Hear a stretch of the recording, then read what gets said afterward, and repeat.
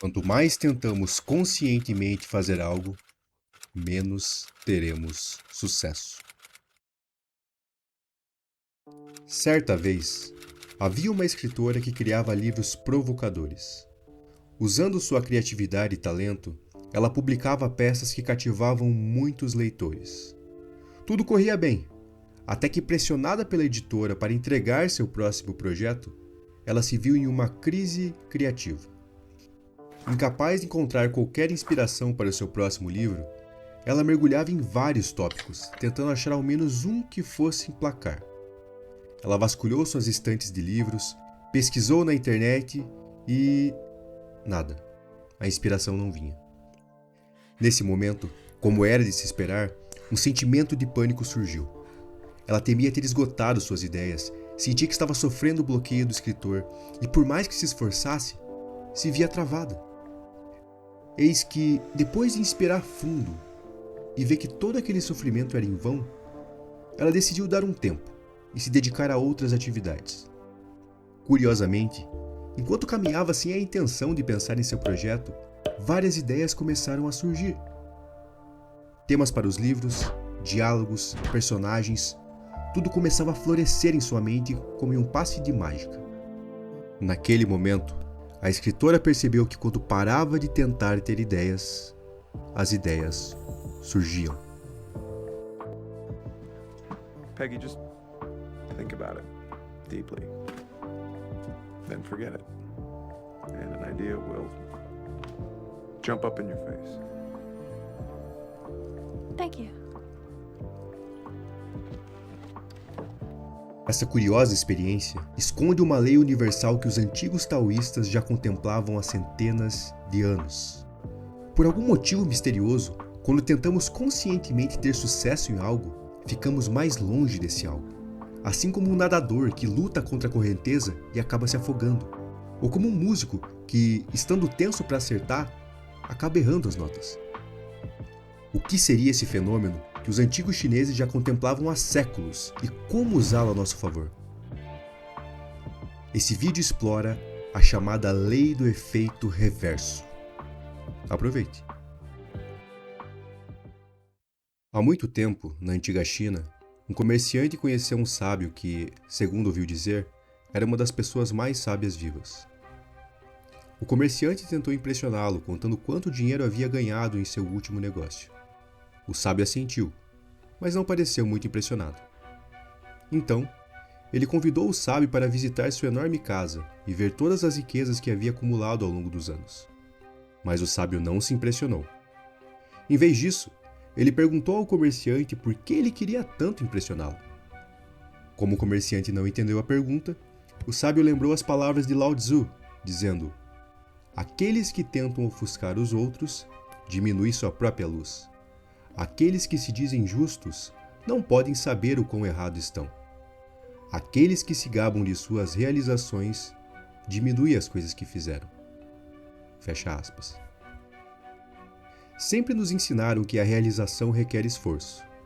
Mas, como muitas coisas na vida, o esforço também pode ser contraproducente. O comerciante queria obter a aprovação do sábio, mas quanto mais tentava, menos conseguia. Por quê? Bom, as pessoas desconfiam de quem precisa se gabar e estar no centro das atenções a todo tempo. Afinal, se somos realmente tão admiráveis, se já realizamos tanto, por que precisaríamos constantemente lembrar os outros disso? O que estamos tentando provar? Será que queremos compensar algo? Curiosamente, quanto mais queremos convencer o mundo do nosso valor, menos valor o mundo vê em nós.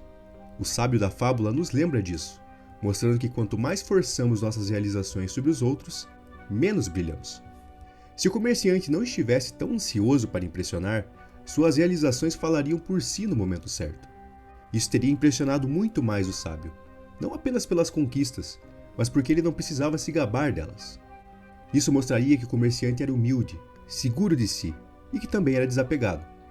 Qualidades que, sem dúvida, o sábio admiraria. Esse fenômeno, chamado de a lei do efeito reverso, é algo que eu, você e o comerciante da fábula vivemos constantemente. Sem perceber, sabotamos nossos resultados se importando demais com eles. Mas qual é a lógica por trás disso? Quais são os princípios psicológicos por trás dessa lei? Vamos investigar. No que diz respeito ao nosso bem-estar psicológico, a lei do efeito reverso também se aplica. Já reparou que ao tentarmos controlar nossos pensamentos, na maioria das vezes nós apenas os aumentamos? Em seu blog The Runaway Mind, o professor David Clarke afirma que o excesso de esforço nos impede de superar desafios. Um exemplo clássico é falhar sob pressão, seja em uma competição, prova, entrevista de emprego ou até entre quatro paredes. Ele descreve: sabe quando você passa muito tempo se preparando para algo importante? Você se lembra repetidamente de que precisa fazer o seu melhor. Você sente a pressão intensa. Toda a sua atenção e energia são direcionadas para o seu desempenho. Com muito esforço e determinação você avança. E então, o desastre acontece. Você simplesmente fracassa. Na tentativa de ter o melhor desempenho possível, você acaba falhando. Clarke chama esse fenômeno de paradoxo do controle mental, ou seja, uma queda de desempenho que surge quando tentamos aumentar conscientemente o nosso desempenho.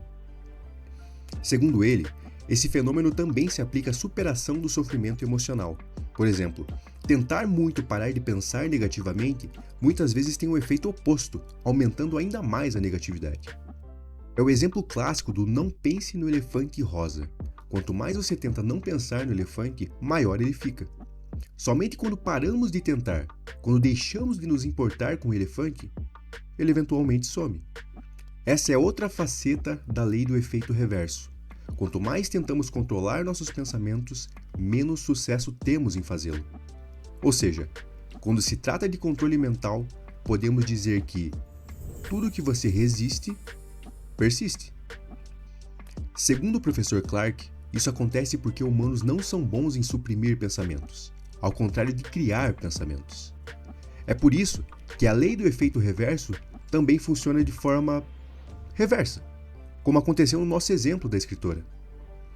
Embora sejamos bons em gerar pensamentos, quando nos esforçamos a evocar uma ideia criativa, ela simplesmente se nega a surgir. Quanto mais tentamos, menos sucesso temos. Como cita a professora Julia Cameron em seu livro O Caminho do Artista, muitas vezes tentamos empurrar, puxar, delinear e controlar nossas ideias, em vez de deixá-las crescer organicamente. O processo criativo é um processo de entrega, não de controle. Em outras palavras, é por isso que frequentemente sentimos nossa criatividade florescendo quando não a buscamos. Por exemplo, durante um momento relaxante no chuveiro, em uma caminhada na floresta ou pouco antes de dormir.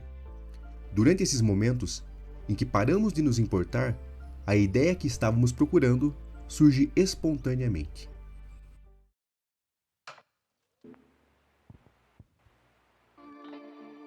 Os antigos taoístas já sabiam dessa lei. Eles observavam que quando estamos muito preocupados com o resultado, sabotamos nosso desempenho. Eles sabiam que quando nos importamos demais, independente da tarefa que estamos realizando, nos sentimos tensos.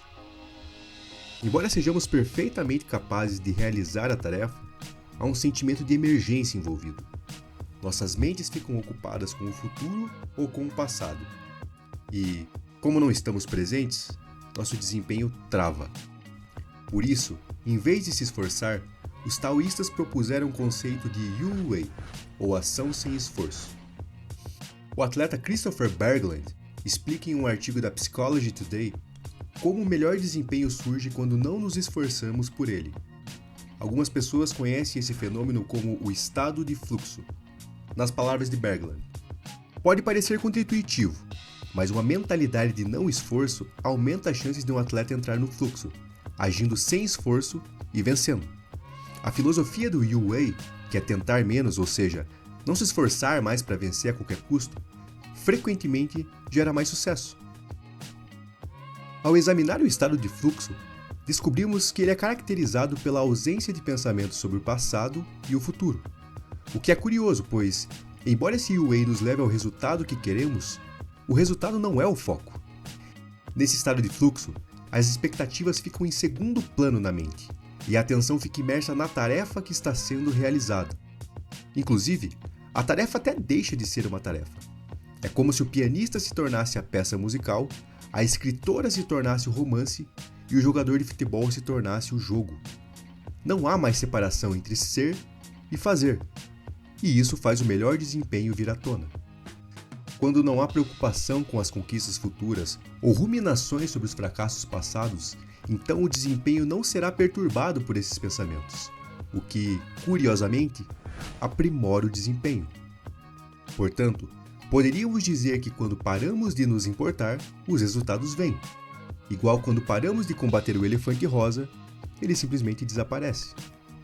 Agora, quanto mais nos importarmos com algo, mais nos preocuparemos com esse algo. Quanto mais nos preocuparmos, mais os pensamentos vão obstruir nossa capacidade de agir do jeito certo. E quanto menos agirmos do jeito certo, mais longe ficaremos do sucesso. Isso é a lei do efeito reverso. Paradoxalmente, ao parar de se preocupar com o resultado, é mais provável que o alcancemos. Afinal, os resultados não vêm quando pensamos repetidamente neles. Eles vêm quando agimos da forma correta. Portanto, lembre-se, o cuidado excessivo com os resultados faz o comerciante passar vergonha, o jogador de futebol errar o pênalti e a escritora ser incapaz de escrever. Por isso, se prepare, treine, se esforce, mas na hora de fazer acontecer, entregue-se. Ficar ansioso não te fará mais eficiente. Você está no Generosity e essa é mais uma ideia que merece ser compartilhada. Obrigado por assistir.